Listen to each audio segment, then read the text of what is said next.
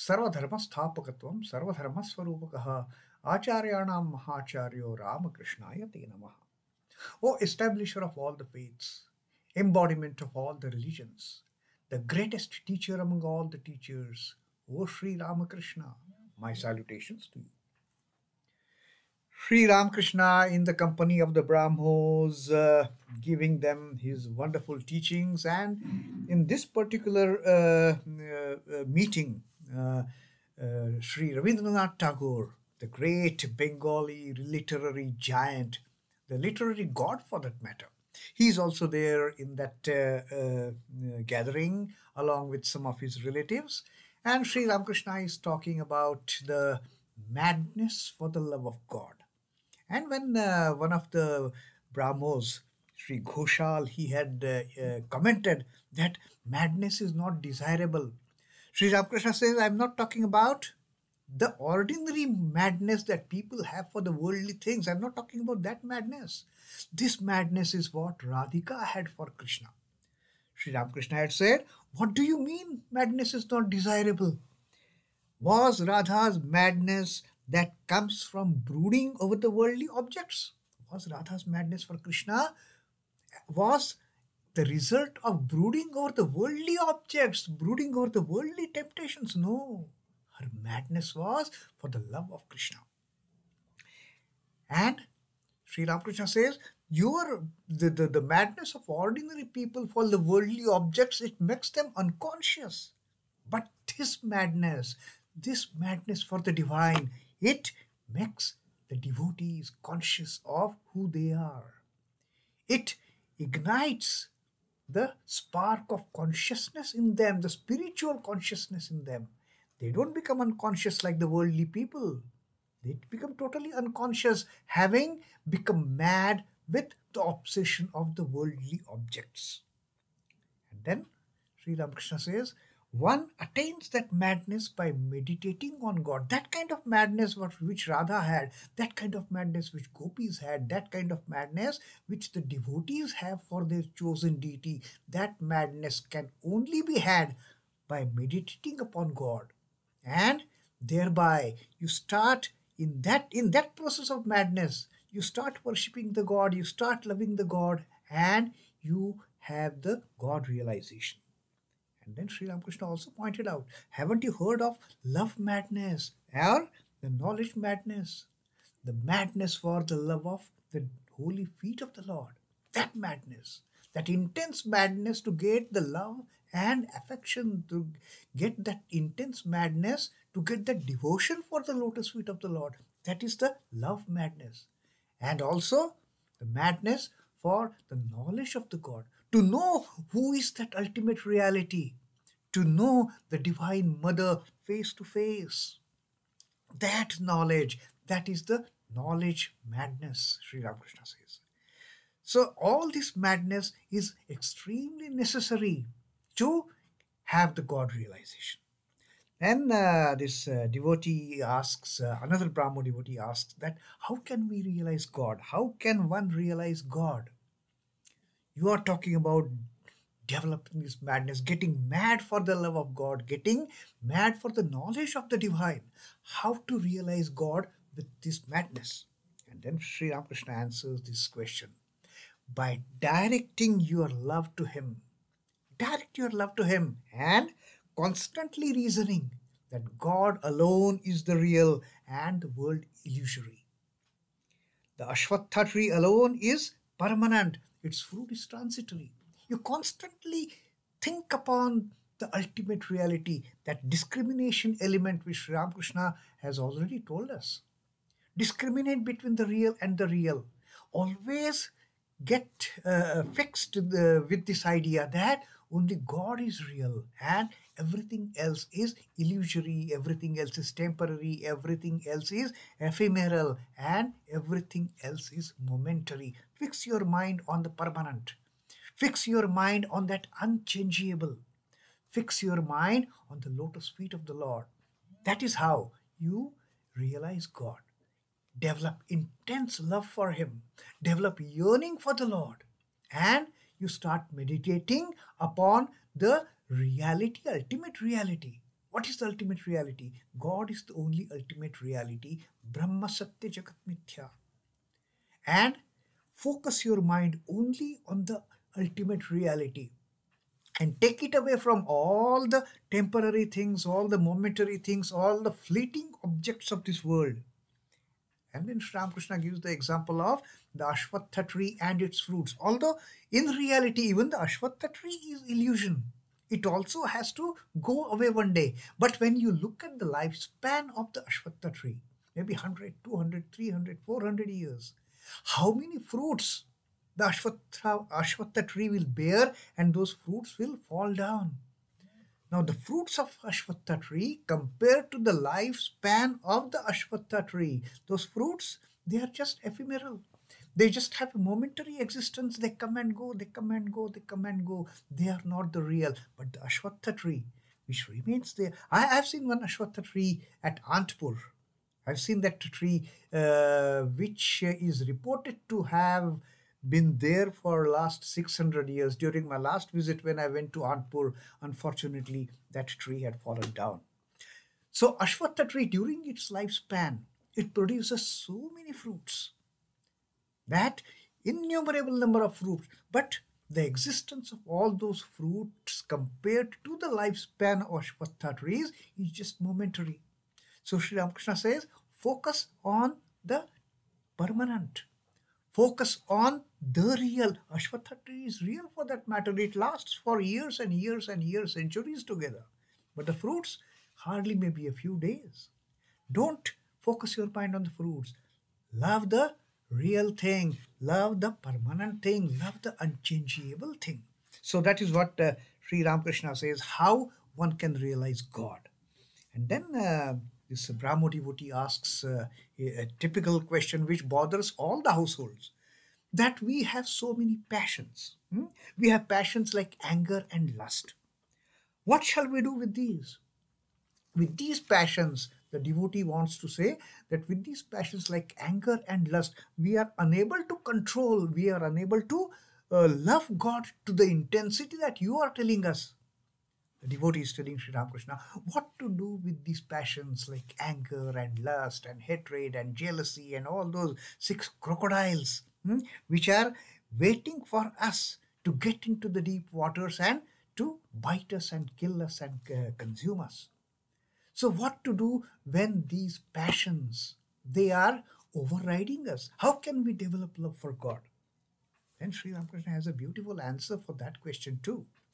Sri Ramakrishna says, direct the 6 passions to God. All those 6 crocodiles which are trying to tempt us and drown us in this whirlpool of the worldly attractions. All those passions, 6 passions, you divert them, direct them to God. The impulse of lust should be turned into the desire to have intercourse with the Atman. We have lust in our heart, we have lust in our mind. Develop that lust to have the communion with the Atman. Become one with the Atman. Become the part and parcel of the Parabrahma. That lust you divert towards the divine. Make it a divine lust. Don't keep it as an ordinary sensual lust. Make it a divine lust, Sri Ramakrishna says. And try to become one with the Lord. Try to merge yourself in the Parabrahman. So lust, you can direct it towards God in this way. Feel angry at those who stand in your way to God. You have anger in your heart. Get angry with people who are preventing you from going near God, who are preventing you from going ahead on the path of spirituality towards your ultimate destination of mating, going on the lap of the Divine Mother. All those who are opposing you, show your anger to them, and they can then stop all their aggression for you to go and sit on the lap of the Divine Mother. So be angry at that. Feel angry for Him. Feel angry for the Lord. How come I am spending so much time with you and you are still not favoring me? You are still not showering your grace on me. Be angry with the Lord. Be angry with the Divine Mother. All that anger that you have pent up in your mind, pent up in your heart, take it out and throw it at the Lord.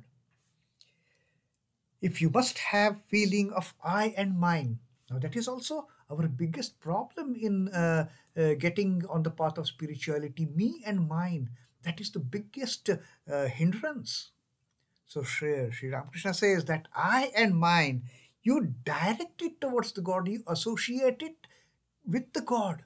I am the devotee, I am the child, I am the servant. Say, for instance, my Rama, my Krishna. Like the maid servant in the the rich man's house. She takes care of the children of the rich man, saying, my Rama, my Krishna. But at the same time, she knows her real Rama, her real Krishna is there in the country home. That way, you develop your me and minus towards the Lord. My Rama, my Krishna, my mother, my Durga, my Kali, my friend.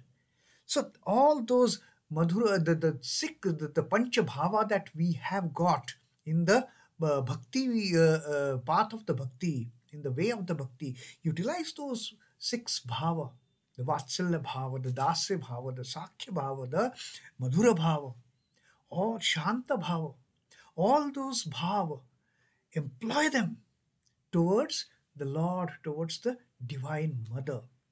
That way your me and mine can be directed towards the God. If you have pride, feel like Bibhishana.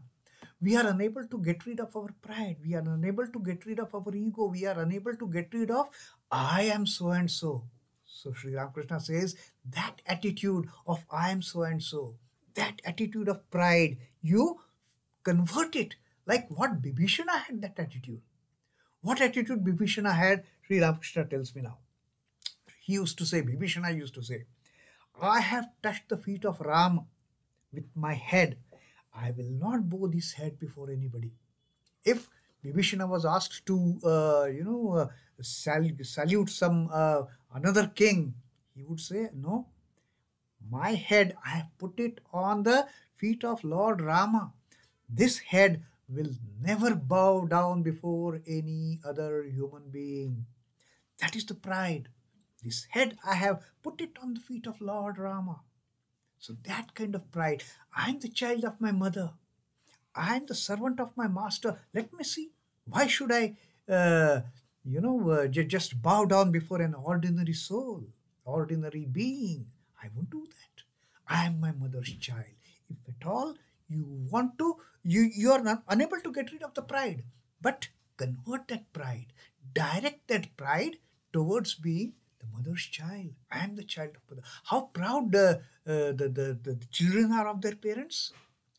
Even a child of a maid servant, when he's fighting with the child of the house owner's son or daughter, a child, he will say, I will go and tell my mother, as if his mother, who is the maid servant in that house, as if she has got such a great importance that if he goes and tells her mother, tells his mother about the problems that this house owner's child is creating, mother will, as if she will go and bash him. That is the kind of pride every child for his parents. My mother, my father.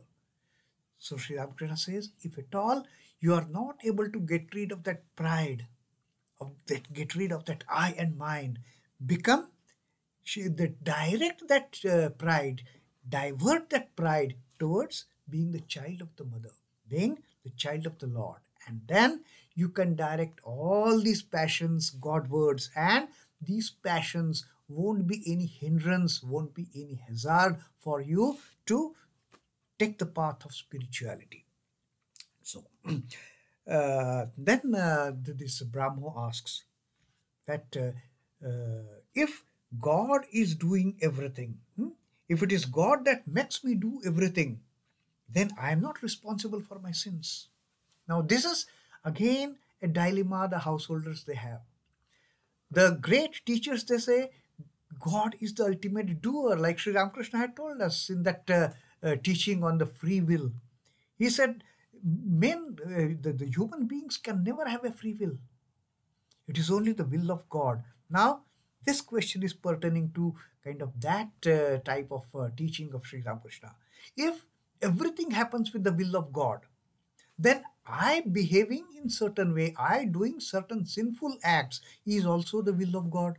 So why should I not commit any evil? What is wrong if I commit anything wrong? What is wrong if I commit anything unethical, immoral? Because everything is happening with the will of God. Now, Sri Ramakrishna gives a beautiful explanation to this and clarifies this kind of fallacy altogether. Even if God is doing everything, why is it that somebody does evil thing, somebody does not do evil thing, and then puts the blame on God? That's saying God is doing everything. So Sri Ramakrishna gives this beautiful answer. He says with a smile, yes, Duryodhana also said that. Duryodhana said, "O Krishna, I do what thou seated in my heart make me do." Duryodhana had told Sri Krishna, "Oh Krishna, what can I do? You are sitting in my heart and you are getting all these bad things done from me. You are sitting in my heart. You are making me cheat the Pandavas in that the game of dice. You are sitting in my heart and you are directing me to dishonor Draupadi in the courtroom. What can I do? You are sitting there in my heart." Now, Sri Ramakrishna says, that is not the explanation at all. That is not the way of pointing the finger towards God. What Sri Ramakrishna says, if a man has firm conviction that God alone is the doer and he is the instrument, then he cannot do anything sinful. If one has the firm conviction. Now what Duryodhana says, or what other people who do the evil acts and point the finger towards God, they are not sincere, they are not true to their commitment, they have not understood the concept of what does it mean when the teachers say that God is the doer of all. If any person firmly believes that yes, God is the doer of all, if anyone firmly believes I am the instrument in the hand of God, I am the toy in the hands of God, I am the puppet, God is the puppeteer. If that conviction is so firmly ingrained in our hearts, we can never do any sinful acts.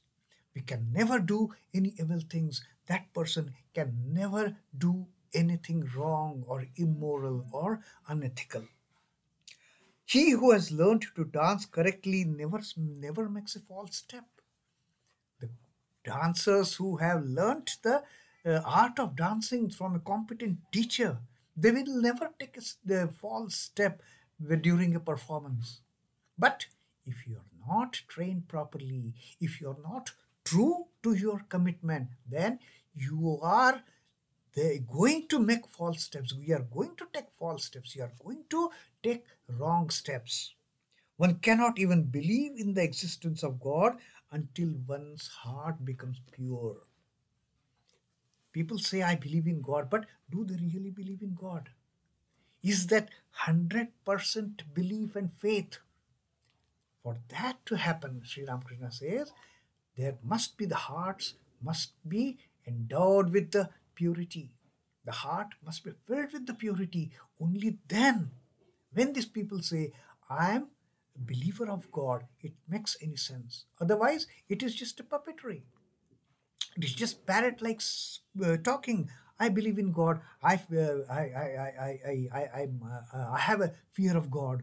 Those things, they don't work till one is completely pure in heart. And when one is completely pure in heart, that person will never talk like what Duryodhana told Sri Krishna. What can I do? You sitting in my heart are forcing me to do all these things. That is nothing but wrong notion of that person. That is hypocrisy.